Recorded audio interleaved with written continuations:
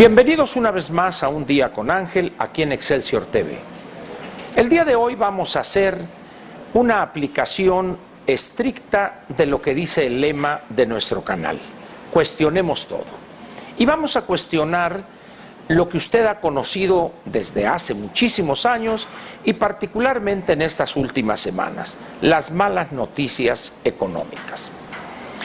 Cuando usted escucha o lee que el PIB o que el Producto Interno Bruto cayó en el segundo trimestre o en el primer trimestre, etcétera. Cuando escucha usted que la paridad peso-dólar se ha modificado de manera negativa para la economía mexicana, usted piensa que esas son malas noticias y que sería conveniente que tuviéramos puras buenas noticias. Sin embargo, cuestionando este concepto casi de aceptación general, yo le diré a usted algo que es totalmente contrario. La mejor noticia que podemos tener en México el día de hoy son, aunque usted no lo crea, diría Ripley, las malas noticias.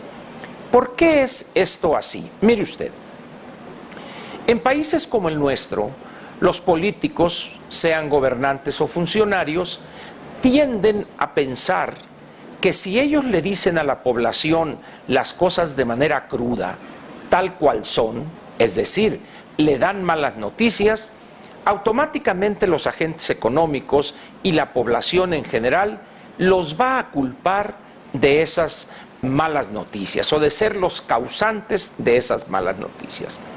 La verdad es que esto solo sucede en una economía cerrada. México, para bien, dejó de ser una economía cerrada prácticamente a fines de 1987. Es decir, este mes de octubre estaremos cumpliendo 26 años de haber abierto nuestra economía. En las economías abiertas, ya en la globalidad y la interdependencia entre los países y entre las economías que ésta genera, esta idea de los funcionarios de no dar malas noticias porque los ciudadanos van a pensar que ellos son los que causaron este daño, no tiene ningún sentido. El cambio hacia arriba o hacia abajo en el crecimiento de una economía, o lo que llamamos buenas o malas noticias, no obedece solamente a un factor, en este caso el desempeño del funcionario. Normalmente estamos hablando de un conjunto complejo y numeroso de factores. En algunos casos, los aspectos externos son los determinantes, los cuales operan cuando hay condiciones internas para que se manifiesten otra vez negativa o positivamente. Algunas otras veces los aspectos internos pesan más, pero al final de cuentas, las causas que explican los problemas en una economía, en un determinado país y en un determinado momento, es una mezcla de factores externos e internos. De ahí pues que sea una tontería cuando el funcionario tergiversa alguna noticia, manipula las cifras o pretende manipularlas para no quedar mal, entre comillas, ante la sociedad y ante los agentes económicos. ¿Por qué esto de quedar mal el funcionario? Mire, hoy, repito, en las economías abiertas prácticamente no hay secretos. Los agentes económicos y los inversionistas potenciales o los que ya están en México habiendo tomado riesgos hace uno o varios años, es decir, han invertido sus recursos en nuestro país, ellos están atentos al desempeño de la economía mexicana. Hoy ya no es posible ocultar el desempeño de ciertos indicadores como era todavía hace quizá 20, 22, 25 años. Hoy prácticamente, salvo algunas cuestiones que tienen que ver con la seguridad nacional, pero prácticamente los agentes económicos interesados en conocer el desempeño de la economía mexicana saben todo, todo el tiempo. De ahí que cuando algún funcionario pretenda cubrirse porque van a achacarle las responsabilidades del desastre en el que estamos, no pasa de ser, como decía, una tontería, o esta persona tiene el ego muy grande y cree que él efectivamente es capaz de causar ese desastre. No es así. Por eso, en la medida en que las noticias sean malas, ejemplo, la caída del PIB en los primeros 2 trimestres de este año, en un determinado momento, si las expectativas que los especialistas elaboran para los próximos 4 o 5 trimestres, es decir, hasta el final del 2014, son relativamente malos esos pronósticos, eso es una buena noticia. También lo es cuando la Secretaría de Hacienda nos da a conocer que algunos ingresos o algunos rubros de los ingresos del erario también han caído o no se comportaron de acuerdo a lo proyectado. Y son buenas noticias porque nos dicen lo mal que está la economía desde el punto de vista estructural. Cuando el Seguro Social nos da las cifras del empleo formal y vemos la magra creación de empleos durante los primeros 8 meses del año, esto también es una buena noticia. Y lo son esta y las otras porque nos obligan a enfrentar un problema que hemos venido posponiendo, al menos en sus soluciones, desde hace muchos años. Imagine usted un enfermo al cual le estamos ocultando su mal. Pues quizá primero podamos hacerlo, le ponemos algunos fomentitos ahí, una sobada, una pomadita, y él sale y cree que ya está bien. Sin embargo, el mal sigue avanzando y llega un momento en que es tal la gravedad del enfermo que ya no podemos ocultar esa situación y tenemos que llevarlo al hospital o que sea intervenido quirúrgicamente. Por eso le digo a usted que estas malas noticias, entre comillas, son muy buenas noticias. Es evidente que el gobierno federal, porque esto no es responsabilidad de los estados, ni tampoco del Distrito Federal, el gobierno federal debe tomar decisiones rápido y decisiones profundas. También el Congreso debe enfrentar esta situación.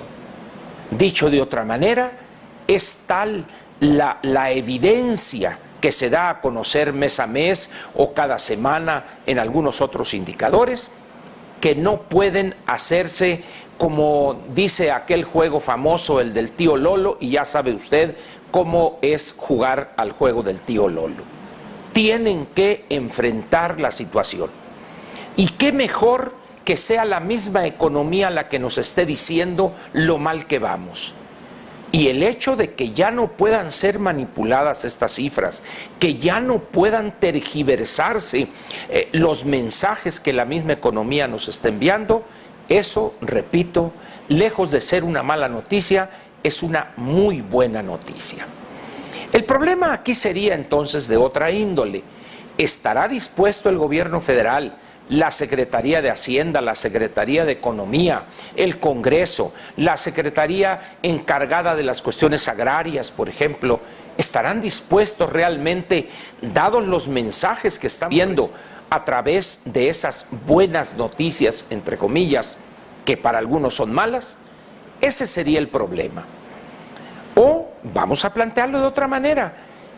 ¿Habrá decisión suficiente por parte del presidente de la República para obligar a los integrantes de su gabinete a que enfrenten esos problemas diseñando las soluciones adecuadas? Porque las malas noticias nos están llevando a ello. Claro, dirá usted, si siempre han hecho lo mismo, es posible. Pero en aquellos tiempos el enfermo todavía no estaba tan grave como lo está hoy. En una economía abierta como en la cual México participa, ha cambiado muchas reglas. No podemos nosotros ya en las condiciones actuales de globalidad, de interdependencia con otras economías, no podemos ya hacernos como el tío Lolo. Hay que enfrentar esas cosas. Y entre más malas noticias haya, entre más frecuentes sean esas malas noticias y entre más grave sea el anuncio que nos están entregando, en esa misma medida podemos decir que son excelentes noticias.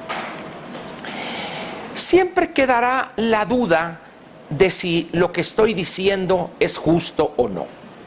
Bueno, vamos a suponer que lo que estoy diciendo no es correcto. ¿Cómo pensaría usted entonces que le va a avisar a usted la economía que las cosas no van tan bien. Porque tome en cuenta que si las malas noticias le están avisando a la Secretaría de Hacienda, a la Secretaría de Economía, al Banco de México, a la Zagarpa, que algo va mal en el país, evidentemente usted tendrá que tomar también ese mensaje, porque usted no va, por ejemplo, a gastar igual si las cosas fueren de otra manera. Si le está diciendo el Seguro Social que los empleos que hemos creado en los primeros 8 meses no se comparan favorablemente con los creados en los primeros 8 meses del 2012, usted dirá, cuidado, es posible, puedo perder mi empleo, pero si otros lo pierden y yo lo conservo, ¿la empresa donde yo trabajo venderá lo mismo, por ejemplo? Dicho de otra manera, si esas malas noticias usted en su trabajo diario, en su actitud no las toma en cuenta, podría encontrar una desagradable sorpresa este fin de año. No le estoy, como dicen coloquialmente, echando la mala sal, pero ¿qué tal si hay despidos, recortes ante lo complejo y grave de la situación y usted llega a fin de año sin un empleo?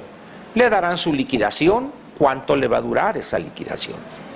Por eso, esas malas noticias aparentemente son las mejores noticias que puede recibir quien ya dijimos, la Secretaría de Hacienda, la Secretaría de Economía, Banco de México, pero también nosotros.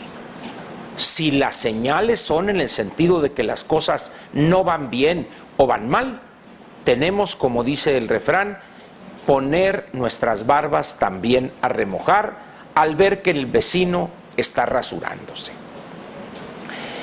¿Qué le deseo yo a usted? Simple y sencillamente que todas las noticias fueran buenas, pero eso también puede generar molicie, puede generar pasividad. De ahí la ventaja de contar con malas noticias. Piénsele usted y creo que al final concluirá lo mismo que yo, que una mala noticia en las condiciones actuales en nuestro país es una buena noticia. Y termino mi comentario de hoy diciéndole lo siguiente. Hace aproximadamente 2 semanas yo le pedí al presidente Peña Nieto que por favor nos diere una muestra de debilidad. ¿Recuerda usted que nos decían que los gobiernos fuertes son aquellos gobiernos que practican la tolerancia y que solamente los débiles son los que practican la fuerza o utilizan la fuerza? Ante la situación que está viviendo el Distrito Federal con los maestros de la CENTE, complicado ahora para el día de mañana con otros grupos que prácticamente han hecho del plantón, la marcha y la protesta un modus vivendi, yo le pediría otra vez al señor presidente una muestra transite en orden. Muchas gracias, buenas noches por su atención y lo espero mañana aquí en Un Día con Ángel en Excelsior TV. Buenas noches.